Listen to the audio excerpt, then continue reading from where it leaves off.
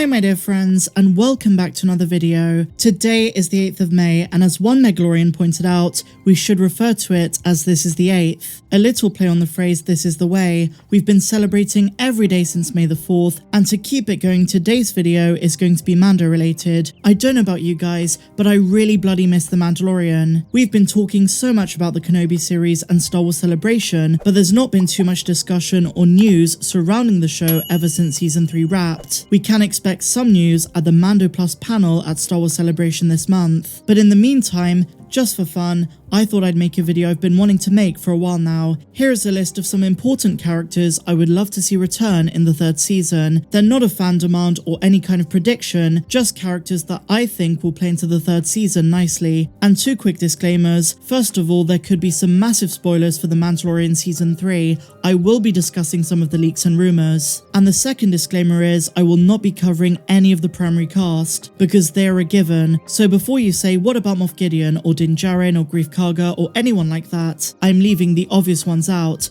I want to focus on characters who I think are going to be central, but also those we've kind of forgotten over time. But that's enough jibber jabber, so without much further ado, let's dive straight into it. Let's begin with some of the characters from the Book of Boba Fett. I'm going to skim over these ones pretty quickly because we do have a lot of folks to get through. So chapters 5 and 6 of the Book of Boba Fett proved that there is inevitably going to be some overlap with the spin-offs and the main show going forward. As such, I would not be surprised if we next see Fennec and Boba Fett in The Mandalorian Season 3. They are valuable allies to Din, and it'd be a cool way to bridge Mando with the possible Book of Boba Fett Season 2. I recently finished the Disney Gallery episode for Boba, and it's very clear that this is something that Jon Favreau would choose to do. And staying in line with the Book of Boba Fett, I also think there is much more planned for Cobb Vanth. The post-credit scene after Chapter 7 teased that he's probably going to be modded after he was shot by Cad Bane. I can see Marshal Vanth coming back stronger than ever. The character first introduced in the Aftermath trilogy will not only be a close ally of our main character, but might now be more motivated than ever to step up to a higher leadership role on Tatooine. If Boba and Fennec choose to leave the planet, he would be a perfect candidate to take over as daimyo. Even though his territory is Freetown Mos Pelgo, who's to say he can't take a larger interest in other areas of the desert planet? I can see there being so much planned for him. And if there's anyone I'd want to see as the main character in Rangers of the New Republic, if of course it's still happening, I would hands down choose Cobb Vanth. And finally, from this group of characters, who can forget the hilarious Jawa lover, Peli Motto? She graced our screens in The Mandalorian Seasons 1 and 2, and most recently with her BD droid, appeared in the Book of Boba Fett. And if there's ever a time Mando needs a repair or intel on Tatooine, she will be there for him, even if she hates Grogu's name. We surely have not seen the last of her.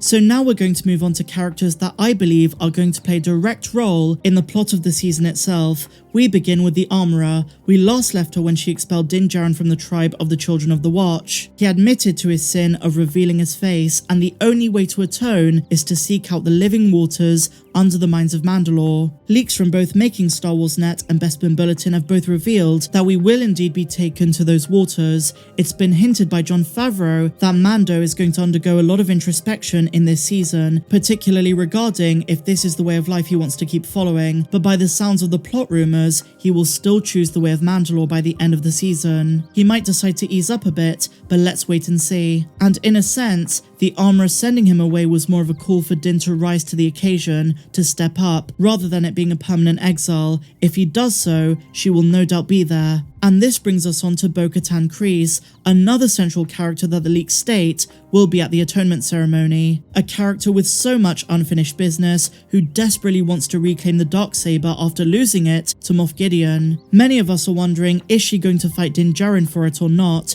Well, even more interesting than that is if she's going to be at the Atonement Ceremony, she is going to come face to face with the Omera. Emily Swallow's character has made no secret of her disdain for Clan Kryze, and as we heard in the Book of Boba Fett, she directly blames Bo-Katan for the fall of Mandalore to the Empire. In many ways, she's not wrong, and so if the two of them meet, you would assume there would be a lot of tension there. And bear in mind, Mando has still not told the armorer that he met and befriended Bo. He simply asked the armorer if she knew of her, so I wonder how she's going to react knowing that Mando worked alongside and befriended her, someone who the armorer considers to be a traitorous Mandalorian. And even aside from Bo-Katan's irresponsibility following Sabine Wren handing her the Darksaber in Rebels, the armorer, as the keeper of tradition, perceives other Mando tribes and creeds to be illegitimate. But most interesting of all is that the rumors have stated the two of them are going to get along and see eye to eye by the end of season 3. Maybe this will be the season where not only Mando, but Paz Vizsla and the armorer begin to realize they have a strength in numbers if they ally themselves with other Mandalorians, instead of shunning them for not following the way.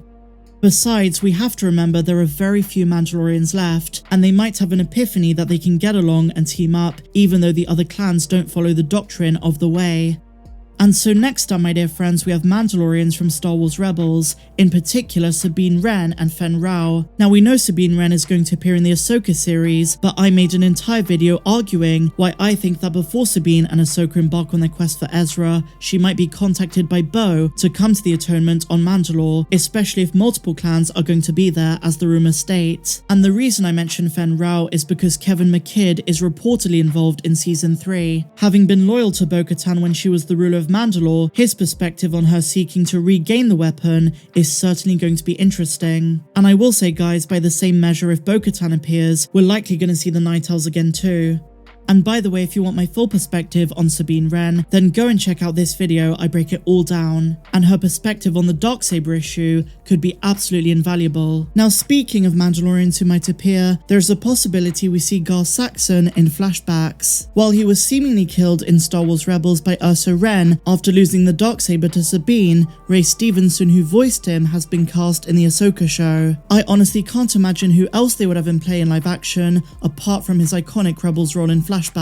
And hear me out, or maybe even in the current day if he survived being shot. This is Star Wars after all, and if they wanted him to be alive, he will be. I've seen some speculation that he could be playing a new character altogether, but Ray Stevenson looks too perfectly similar to his animated character. As we know, Saxon played a huge part in Imperial-ruled Mandalore, and if The Mandalorian Season 3 is going to give us a good look at the planet in live action, I can see him playing into it in Flashbacks. And I should also say, I know he's been cast for Ahsoka and not Mando, but they've been very lenient with overlap, and so characters from the Ahsoka series could first appear in The Mandalorian. So next up, my dear friends, as a crucial ally to Mando, we have Migs Mayfeld. I absolutely love Bill Burr, and while I wasn't the biggest fan of Migs in season 1, he blew it out of the water in season 2, giving, in my opinion, one of the most powerful performances under Disney Star Wars. It might sound like an exaggeration, but it really isn't. He convincingly showed us the emotional weight of being a defected Imperial, while also balancing personal morality and coping with the tragedies he stood by and contributed to. It was the first time I realized that Bill Burr, while a hilarious comedian, is also a damn good serious actor when he needs to be. He was freed by Cara Dune and was left behind on the planet of Morak at the end of chapter 15, The Believer. But I really hope we do see him again in season 3. Next up, guys, is a forgotten character from season 1, and while I doubt she's going to appear in season 3, I'm absolutely convinced that in the final episode of The Mandalorian, whatever season that's going to be, she will be a romantic interest for Din Djarin. And I'm talking about Omera, the woman from the planet of Sorgan who took Mando's breath away in Sanctuary. Wouldn't that be nice? It would. A widow and mother to Winter, this mysterious lady knows how to shoot, hinting at a possible former life as an Imperial or mercenary. But in either case, there is something that Dave Filoni and Bryce Dallas Howard set up in that episode that will no doubt be re-explored in the future. As Filoni once said, with all episodes that some people consider to be filler, there is a payoff that is only made apparent later on. Our next candidate is of course Frog Lady, and again, I'm not too certain how she's going to play into the season, everyone's favourite frog who Mando transported to the moon of Trask to reunite with her husband. And she's not on this list just because I love the character, but Misty Rosas has already confirmed her involvement in season 3. And while she could also be playing a new alien altogether, she has hinted that Frog Lady is coming back. For our next pick, my dear friends, we have some of the New Republic officers. notably Carson Teva, Trapper Wolf, Lieutenant Reed, and possibly others. I made a whole video recently breaking down why I think we need to see the early incompetence of the New Republic, because further down the timeline that's going to lead to their failure and the takeover of the First Order. But it all starts in the Mandoverse, and we've already seen some of those early incompetences in the Book of Boba Fett. Not only their lack of numbers in the Outer Rim, but also their inability to mark down every incident that could be dangerous. And Paul Sun-Hyung Lee's character in particular, Carson Teva, is already a fan favourite. Another character set to return in The Mandalorian Season 3 is Taika Waititi's IG-11. Although he seemingly was destroyed in The Mandalorian Season 1, making Star Wars Net revealed that Mando is going to rebuild him for Season 3, and he's going to be acting as a mech suit for Grogu. That's right, Grogu is levelling up, and is going to be more badass and dangerous than ever before. Our penultimate pick, my dear friends, is Dr. Pershing, the cloner whose outfit looks very similar to the lady we see in the Bad Batch Season 1 finale. And while Dr. Pershing betrayed Moff Gideon at the end of Season 2, we've only just seen the start of Palpatine's contingency plan. Those proto-Snokes that we saw in Chapter 12 are just the beginning for what's going to be a long cloning process. And Season 3 could be the season that really switches things up. For all we know, Snoke already exists. As unpopular as this theory is, Moff Gideon could soon be answering to him. So we can't forget the cloning subplots that's about to take place. And given Mount Tantiss has been introduced in the Bad Batch much earlier in the timeline, that could also connect in The Mandalorian. And finally, my dear friends, more flashbacks to Din Djarin's childhood and his parents. It's no secret that Bernard Bullen's character, Din Djarin's father, was modelled after Ezra Bridger's father. He himself admitted he was cast just based on his appearance alone, and I suspect there are a lot of connections to be made there, but also in the way Din Djarin's parents dressed before they hid him. A lot of fans were very quick to note in the first flashbacks we saw in Season 1 that his parents are dressed like the disciples of the Wills, a Force-worshipping organisation whose members wore simple red robes. They were committed to the will of the Force. Now, it's not been confirmed anywhere that they are indeed disciples of the Wills. The red robes could just be a coincidence, but it's a pretty huge one, and learning more about Din Djarin's past through flashbacks could inform some vital plot points going forward. Now, there are several characters I left out of this list because I just wanted to focus on the primary ones I really want to see in the upcoming third season. But now it's up to you, my dear friends, to tell me down below in the description, who do you want to see appear in Season 3? This is just fun, just speculation, so don't be afraid to share some. And if you missed The Mandalorian as much as I do, make sure to smash that like button and subscribe to the channel if you're new. As always, guys, I really appreciate you for watching this video. If you want access to more videos that you can't find here on YouTube, then click the link down there in the description. But until tomorrow, guys, may the Force be with you always. I'm Star Wars Meg. Have a good one.